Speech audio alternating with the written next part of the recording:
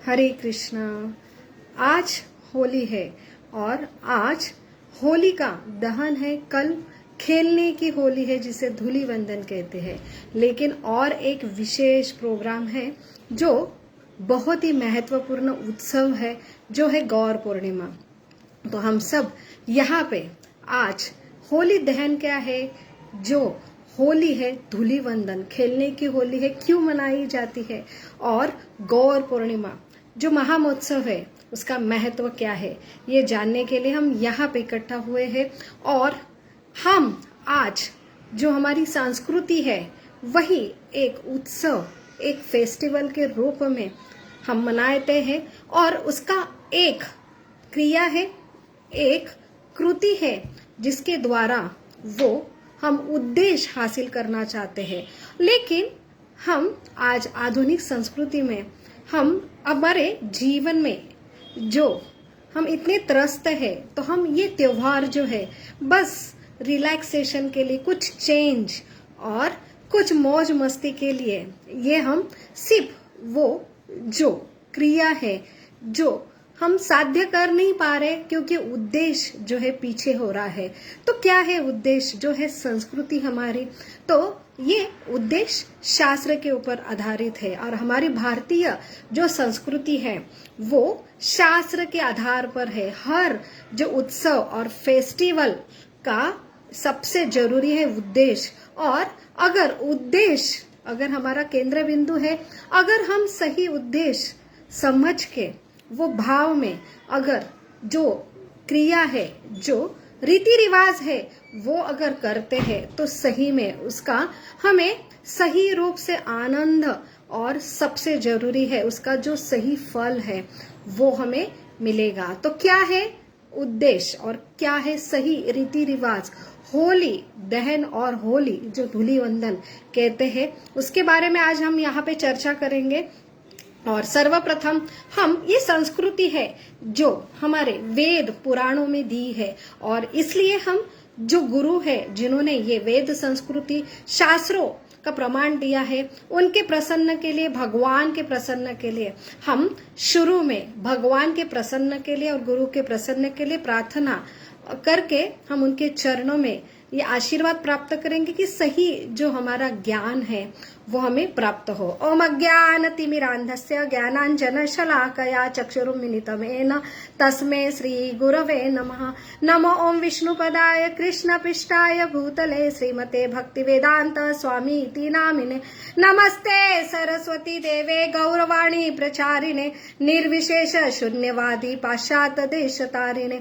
वाञ्छाकल्पतरुभ्यश्च कृपा सिन्धुभ्य एव च पतितानां पावनेभ्यो वैष्णवेभ्यो नमो नमः। जय श्री कृष्ण चैतन्य प्रभो नित्यानंद श्री अद्वैत गदाधर शिवासादि गौर भक्तवृंद।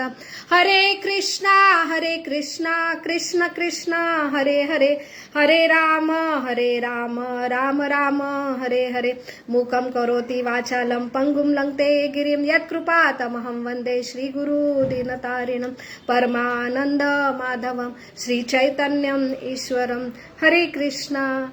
जो आज का होली दहन का जो हमारा उत्सव है और कल होने जा रहा है, जो है हमारी रंगों की होली जिसे धूलिवंदन कहते हैं, और सबसे जरूरी है गौर पूर्णिमा का पर्व।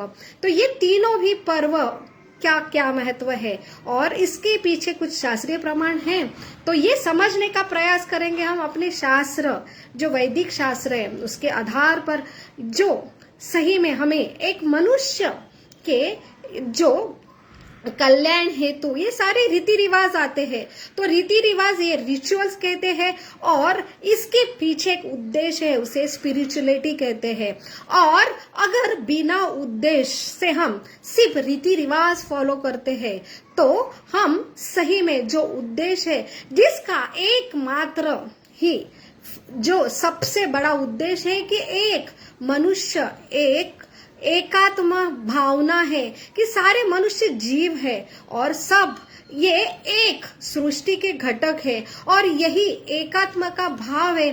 सारी सृष्टि ही एकमात्र एकात्म भाव से यहाँ पे जो काम कर रही है। सूर्य हो, चंद्र हो, सारे पेड़ पौधे हैं, ये ऋतु बदलते हैं और उनका एक ही सब मिल के काम करते हैं कि ये मनुष्य, ये सृष्टि की चलायमान मनुष्य के लिए है और मनुष्य ये भी एक सृष्टि का घटक है। लेकिन हम उनके जो सृष्टि के घटक में हम सभी हमेशा कुछ अलग, हम कुछ प्रगत है मनुष्य, और सही में हम ये सृष्टि में एकात्म भाव न रखे, हम हमेशा ये सृष्टि की सेवा करना, ये हमारा एक केंद्र बिंदु होना चाहिए। उससे ही सारी प्रकृति चलायमान होती है। लेकिन मनुष्य हमेशा आधुनिक होने के नाम पर हमेशा कि मैं एक केंद्र बिंदु है और मुझे सब कुछ भोग करना है, और इसलिए प्रकृति की सेवा, सृष्टि की सेवा, मानव जाति की सेवा, ये हमारा केंद्र बिंदु बदल के बस मुझे क्या है मिलता है। और ये भावना लेके हम आधुनिकता जो आगे बढ़ रहे हैं और उसमें हम सिर्फ प्रकृति का भोग करना चाहते हैं, और यही उद्देश्य से हम सिर्फ रीति रिवाज पालन कर रहे हैं, और वो भी हमारे ऊपर, हमें उसके ऊपर विश्वास नहीं है। और रीति रिवाज इसलिए कर रहे हैं कि हम बहुत त्रस्त है जीवन में, और ये त्रस्त जीवन हमें कुछ चेंज चाहिए। जैसे हम हफ्ते के वीकेंड में जहाँ पे चेंज करने के लिए जाते हैं, जो हमारा एक सही में जरूरत बन गई है, क्योंकि हम एक जो केंद्र बिंदु है भूल गए हैं, जो हमारी संस्कृति देते हैं, और हम सिर्फ अपने भोग के लिए, हमारा एक ही केंद्र बिंदु मैं और मेरी एंजॉयमेंट, और इसलिए हम बिना कोई शास्त्र के आधार पर जीवन नहीं हमारा, और हम इसके ऊपर विश्वास करते भी नहीं है, और इसके लिए समय भी नहीं देते समझने के लिए, और इसलिए हम आधुनिकता के नाम पे आगे बढ़ रहे। इसलिए तो हमें चेंज की जरूरत होती है, हर वीकेंड में चेंज की जरूरत होती है, और महीने में एक फेस्टिवल आता है, उसको भी हम यही रूप से मनाते कुछ चेंज हो जाए। और होली में होलिका दहन है, उसका तो एक बहुत ही हमारा इंतजार रहता है, लेकिन सबसे बड़ा इंतजार है साल में सारे लोग ये इंतजार करते कि कब होंगी वो रंगों की होली।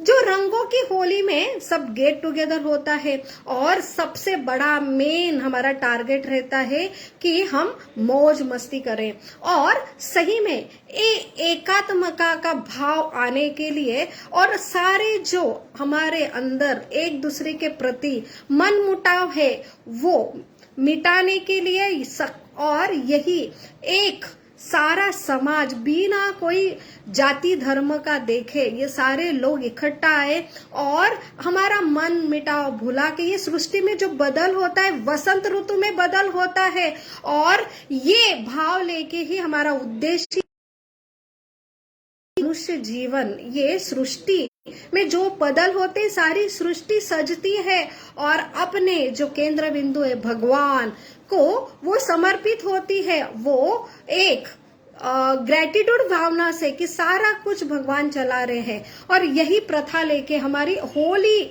जो दहन का हम एक भावना से इकट्ठा हो, और सारी सृष्टि सब जीव, चाहे पौधे हो, ये जो आज वसंत ऋतु से ही चालू होता है होली का जो मेन पर्व, और सबसे बड़ा होली ये त्योहार मनाया जाता है। वैसे तो भारत देश में पूरा मनाया जाता है, लेकिन मथुरा वृंदावन की होली बहुत ही प्रचलित है, और ये इसमें सारे जो बसंत ऋतु में चालू होने वाला, जो बसंत पंचमी से ये चालू होने वाला त्योहार है, उसमें बहुत सारे चेंजेस होते हैं प्रकृति में, और बहुत ये किसानों का फेस्टिवल माना जाता है कि जो पौधे आते हैं, जो अभी अभी नई फसल आई है, और ये नई फसल जो छोटी छोटी जो जो भूगने के पहले जो फसल आती है उससे ही संस्कृत में होला कहा जाता है।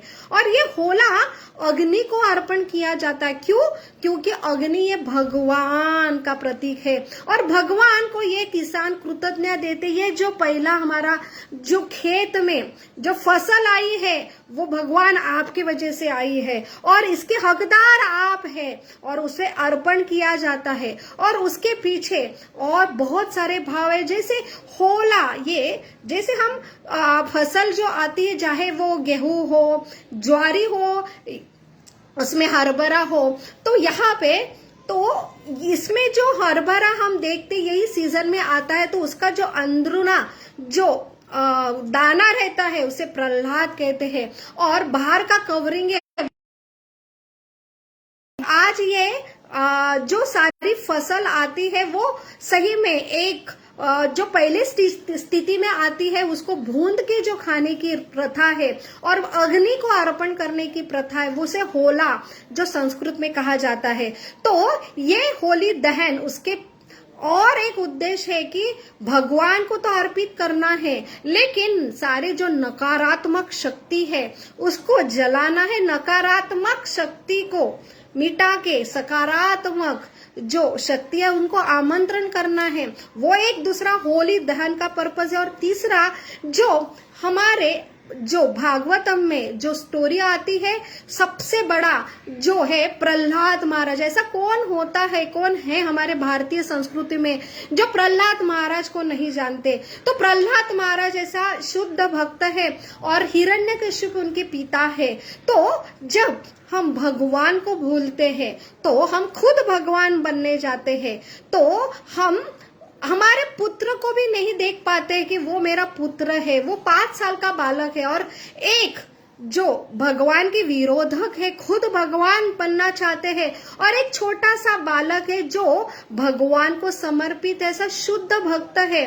तो इन दोनों का जो भगवान बनने का और भगवान को समर्पित जो है बालक, तो उसमें जो कहानी आती है इसमें यही हमें समझ में आता है कि सही विजय कहाँ होती है।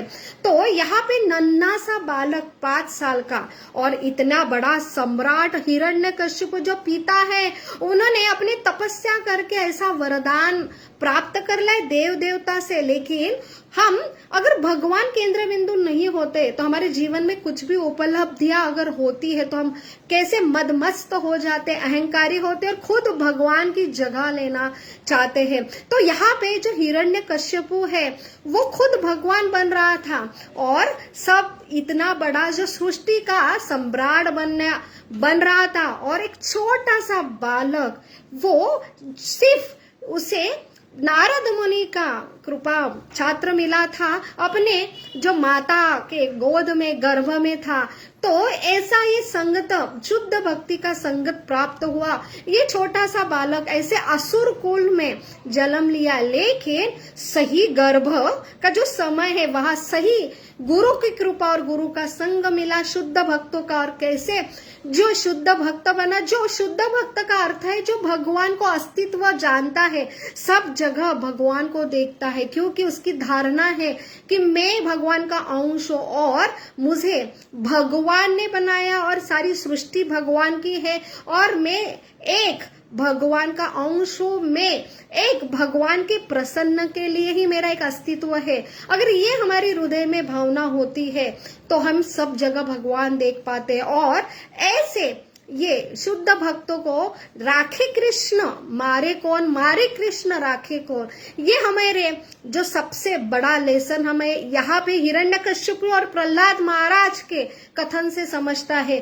तो यहाँ पे प्रहलाद महाराज सिर्फ अपना जो भगवान है वहां पे सब जगह भगवान देख रहे और एक हिरण्यकश्यप ये भगवान में भी भगवान नहीं देख पा रहे और एक छोटा सा बालक को मारने के लिए सारे प्रयास कर रहे हैं। बस एक ही है, क्योंकि वो हिरण्यकश्यप को भगवान मानने के लिए तैयार नहीं है। और यही ये द्वेष से जो भगवान बनना चाहते वो अपना बालक ही वो भी नहीं देखते हैं और इसमें वो सारे प्रयास करता है, जो है हाथी के नीचे उसको कुचलने की प्रयास करता है, बड़ी खाई से उससे नीचे जो फेंक के उसको मारने का प्रयास कर रहे हैं और बड़े बड़े सर्प से उसे मारने का प्रयास कर रहे हैं, बड़े बड़े हथियार से मारने का प्रयास कर रहे हैं, लेकिन हर प्रयास ये विफल हो रहा है।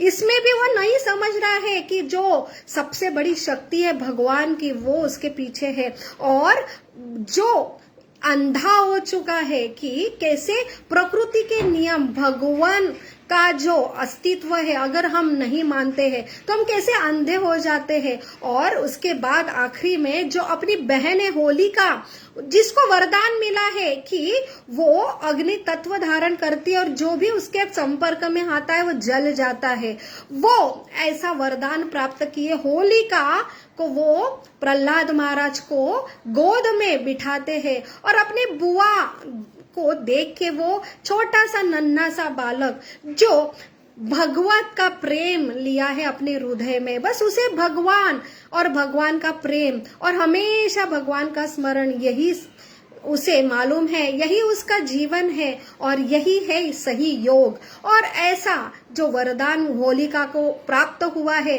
वो भी एक भगवत भक्त के और सामने वो सारा वरदान झूठा होता है और होलिका जैसी जलती है तो प्रहलाद महाराज जलने के जगह होलिका स्वयं जल जाती है।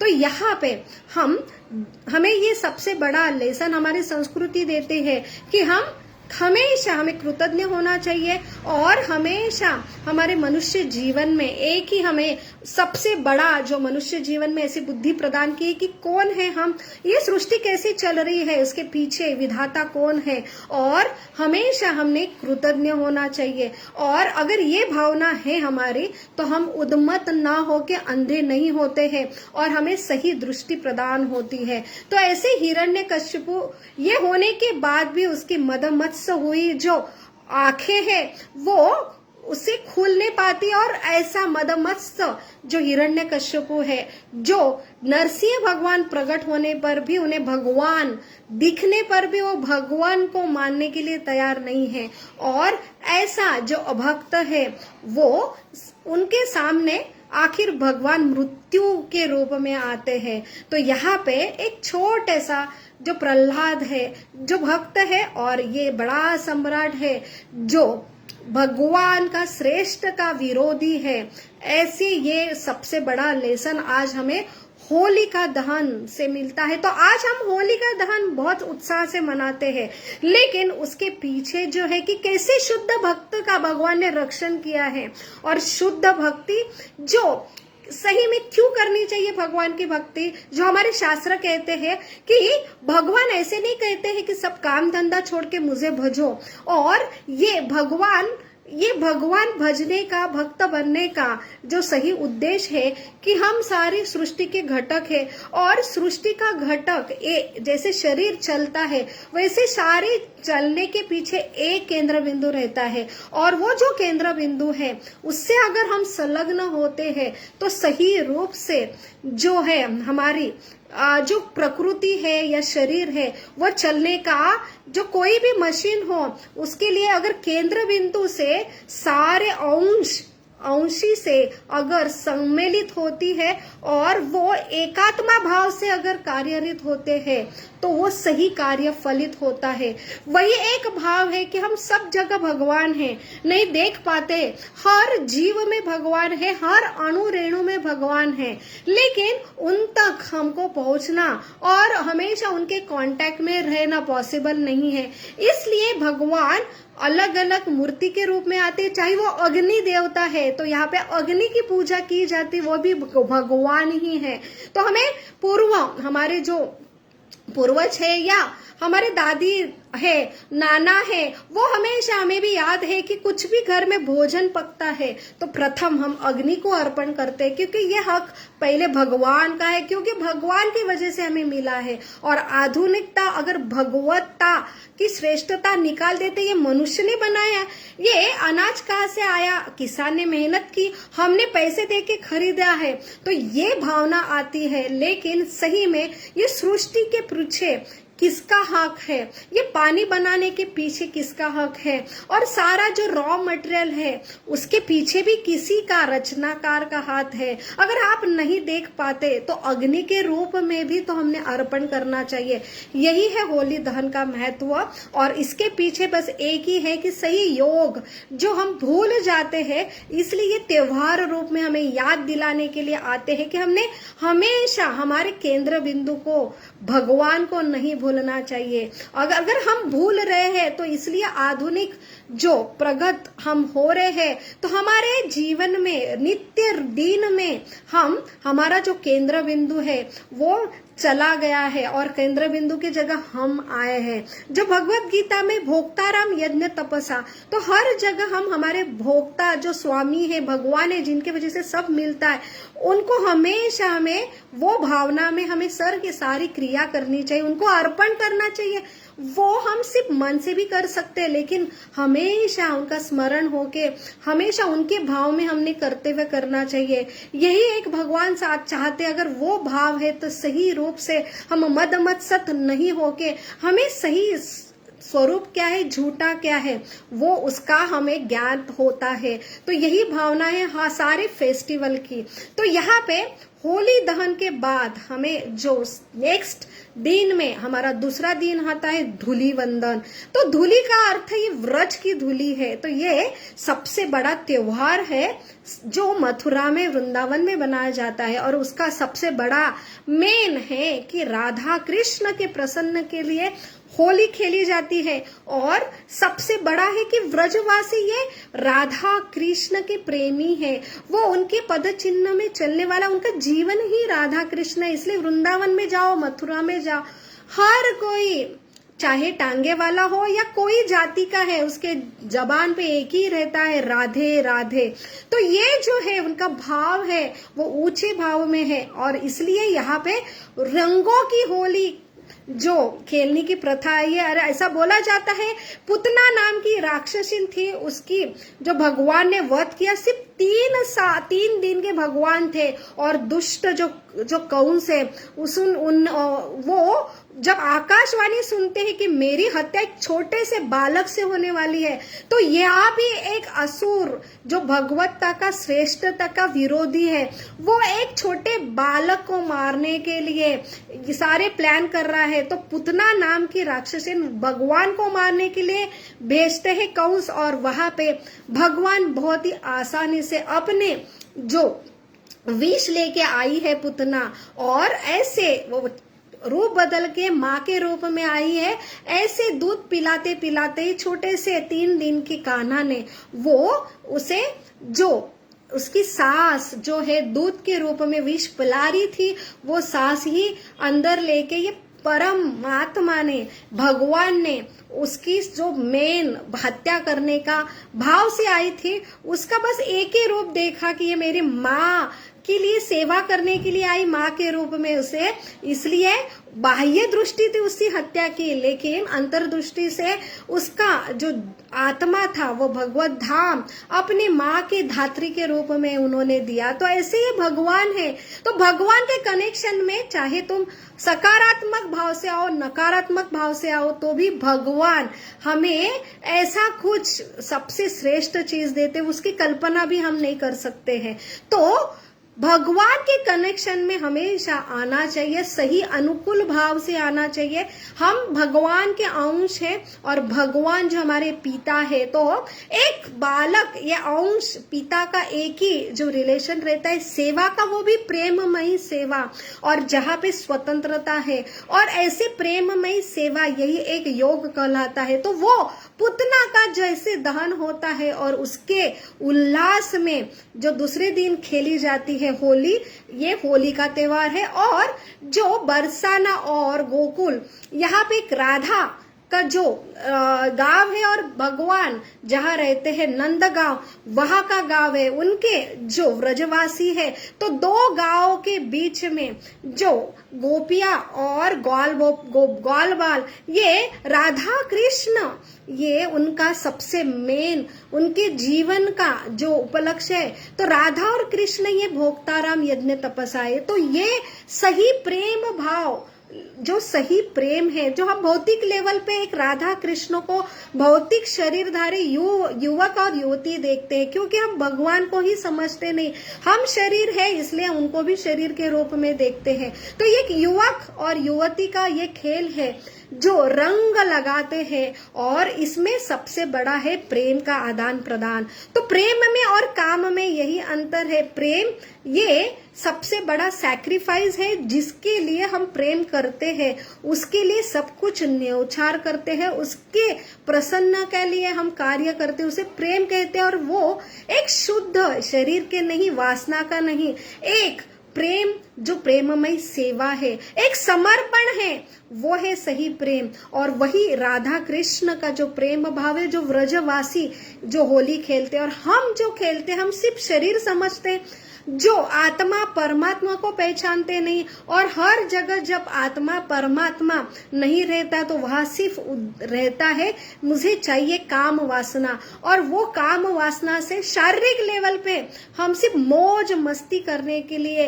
होली का जो कलर खेलते हैं, वो अगर हम वही खेलते हैं तो एक दिन की होली मजा आता है, सब होता है, रिलैक्स होते हैं, और दूसरे दिन फिर हम भूल जाते हैं, और फिर से हम इतना जो कष्ट कर रहे हैं, प्रयास कर रहे हैं भौतिक जगत में, फिर हमें फिर से रिलैक्स होने के लिए, वीक एंड के लिए फिर से हमको कुछ नया खेल ढूंढना पड़ता है, नई जगह ढूंढना पड़ता है।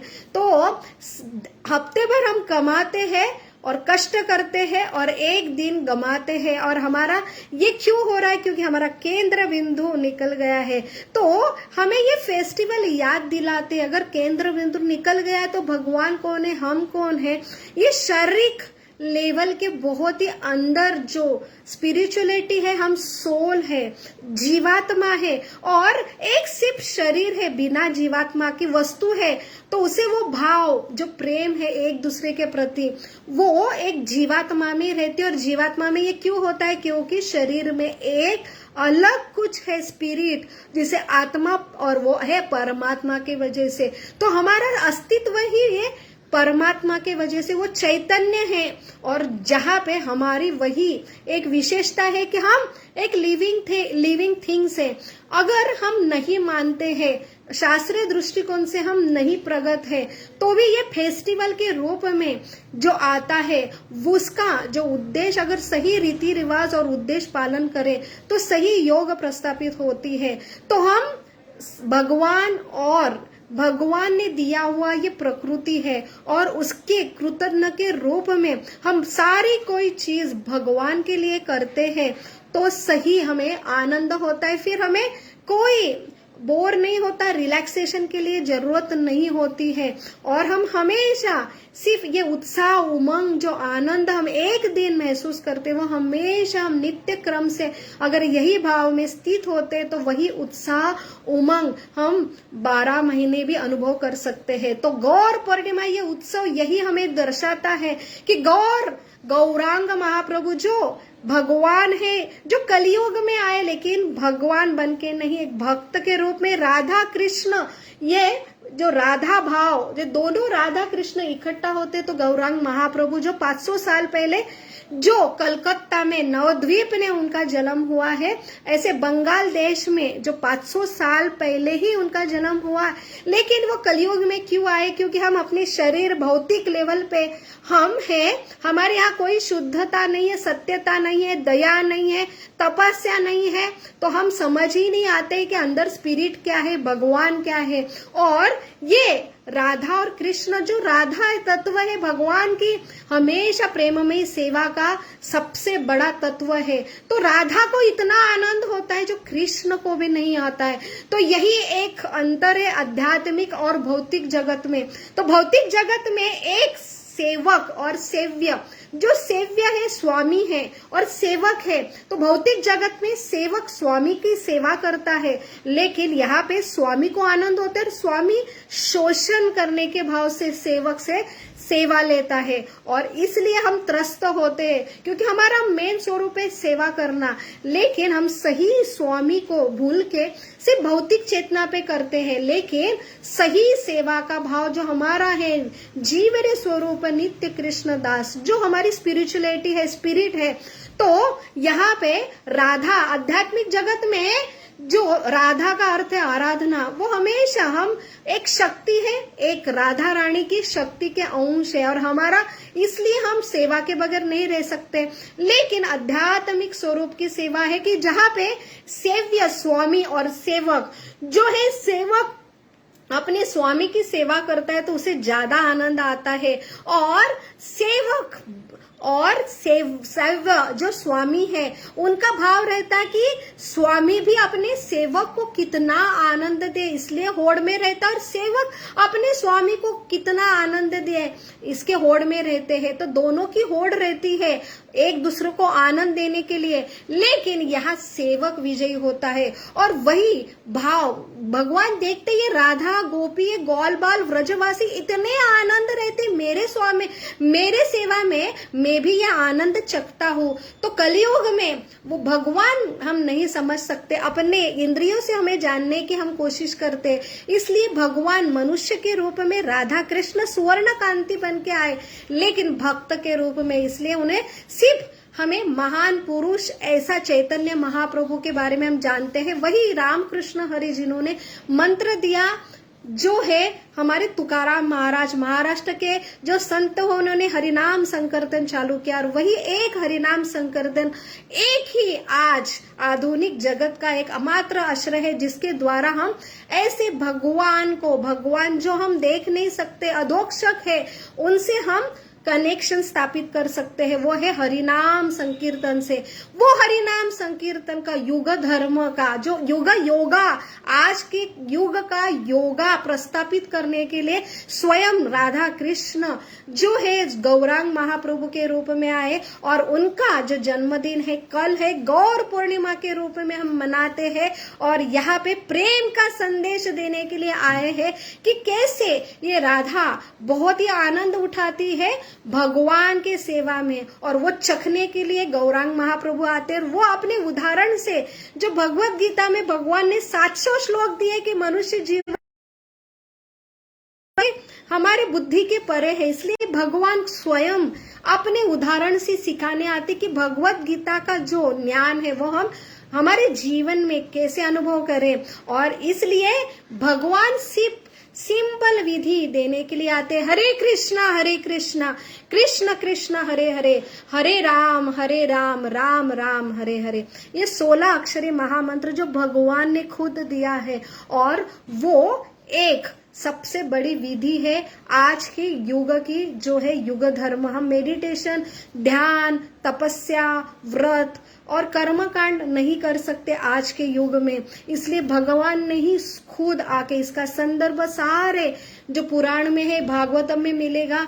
जो आने वाले भगवान जो है कल्कि अवतार, उसका तो उल्लेख है, लेकिन 500 साल पहले कलकत्ता में जो भगवान गौरांग महाप्रभु में वही कृष्ण है, उनका भी वर्णन आया है। और ऐसे गौरांग महाप्रभु जो 500 साल पहले प्रकट हुए थे, और उन्होंने पूरा 48 साल उनकी आयु, और उन्होंने पूरे देश भर में भ्रमण किया, पंढरपुर में भी आके गए, और वहां पे सब में हरि नाम संकीर्तन किया। और उनका ही जो चैतन्य महाप्रभु का जो मेन उद्देश्य है हरिनाम संकीर्तन का, हर नगरी हर ग्राम तक ये सारे मनुष्य बिना कोई जाति का भेद करे, वो हर जीव को ये अधिकार है, वो भगवान से कनेक्शन स्थापित कर सकता है। और बहुत ही आसान विधि है, ये है हरे कृष्णा महामंत्र की विधि। कलो नास्ते हो गतिर अन्यथा, इसके सिवाय कोई चारा नहीं, कोई चारा नहीं, कोई चारा नहीं। और बहुत सिंपल विधि है, माला के ऊपर हरे कृष्णा महामंत्र नित्य रूप से अगर नियमित आप करते हैं, तो हमें सही में हृदय में, हम सिर्फ शरीर नहीं, हम स्पिरिट है। और सबसे जरूरी है कि हम एक चैतन्य है, और हमारा एकात्म का भाव सबके प्रति, कि हम सारी सृष्टि के एक कौन है, अंश है। और सारी सृष्टि के चाहे पेड़ हो, पौधे हो, जो पक्षी है, पशु है, उनके बारे में भी प्रेम भाव, और मनुष्य, हर जाति के मनुष्य के बारे में हमें प्रेम भावना विकसित होता है, और वही संबंध हम प्रेम में संबंध स्थापित कर सकते, वही सबसे बड़ा होली का मैसेज है, गौर पूर्णिमा का मैसेज है। वही देने के लिए चैतन्य महाप्रभु आए हैं। गौर पूर्णिमा के रूप में हम उनका जो अवतरण बड़ी धूमधाम से मनाते हैं। तो आइए हम कल के जो हमारा गौर पूर्णिमा का फेस्टिवल है, हम बड़े धूमधाम में भुसावल में भी मनाने वाले हैं, जो है कमल गणपति हॉल शांति नगर में 7:30 बजे गौर जो भगवान का अभिषेक होगा, कीर्तन होगा, महाप्रसाद होंगे, और वहां पे हम जो भगवान चैतन्य महाप्रभु कौन है और सही रूप से हम कैसे होली मनाए जाए, इसके लिए हम नाटिका भी स्थापित करने वाले हैं। तो बहुत बहुत धन्यवाद। हरे कृष्णा कृष्ण कृष्ण हरे हरे, हरे राम राम राम हरे हरे। आप सभी को होली की लाख लाख शुभकामनाएं। हरे कृष्णा।